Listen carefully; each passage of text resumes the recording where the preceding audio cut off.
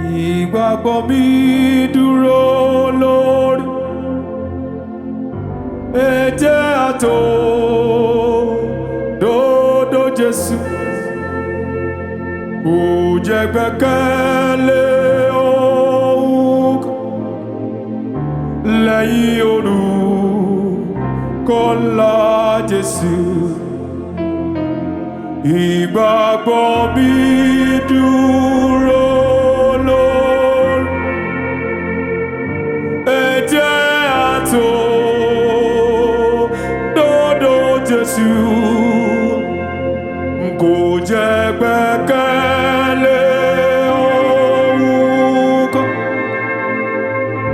lẹ́yìn orúkọ ńlá Jésù. Mo dúró lé Kristi àpáta, ilé mìíràn ìyọrí ni. Mo dúró lé Kristi àpáta ayérayé, ilé mìíràn ìyọrí ni.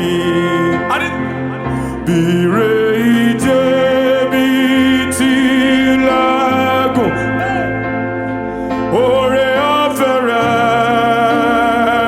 kò yí padà.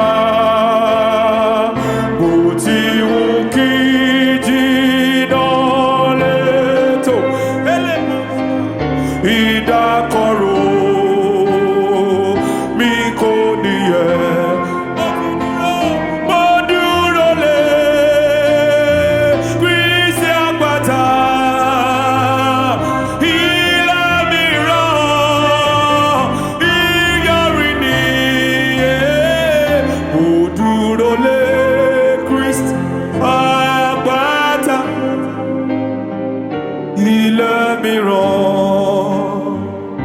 ìyọrí ni.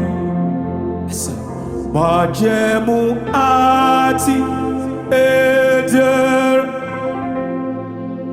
lèmi ọ̀rọ̀ mọ́ bí kú mi dé. Bàtí kò sátìlẹ́yìn mọ́, oúnjẹ ìrètí ńlá fún mi. Sọ pé mo ti dúró, mo dúró lé Kristi àpáta, ilé mìíràn ìyọrí ni. Mo dúró lé Kristi àpáta ayérayé, ilé mìíràn ìyọrí ni.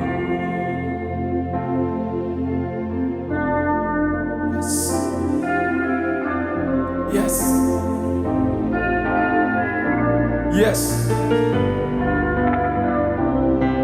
Yes.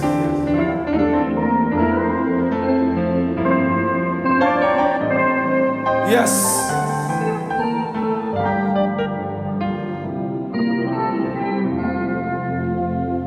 Bàtí gbẹ́kẹ̀yìn bá sínú àǹbálẹ̀wá nínú Jésù, kí n wọ òdodo rẹ̀ nìkan, kí n dúró níwájú ìtẹ́. Let's sing it like this. Bàtí gbẹ́kẹ̀yìn bá sínú, èmi yóò wà nínú Jésù. Wò wọ òdodo rẹ̀ nìkan, èmi yóò dúró níwájú ìtẹ́. Torí pé mo dúró lé Kristi àpáta, ilé mìíràn ìyọrí ni gbogbo wọn jẹ́. Mo dúró lé Kristi àpáta, ilé mìíràn ìyọrí ni. Sing it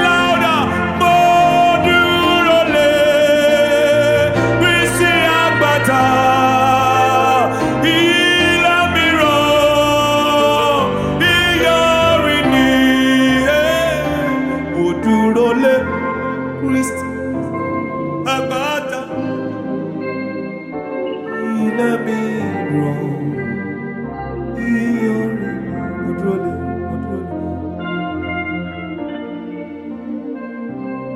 Ashale parato peke paza ìyọrin ni. Thank you, Jesus.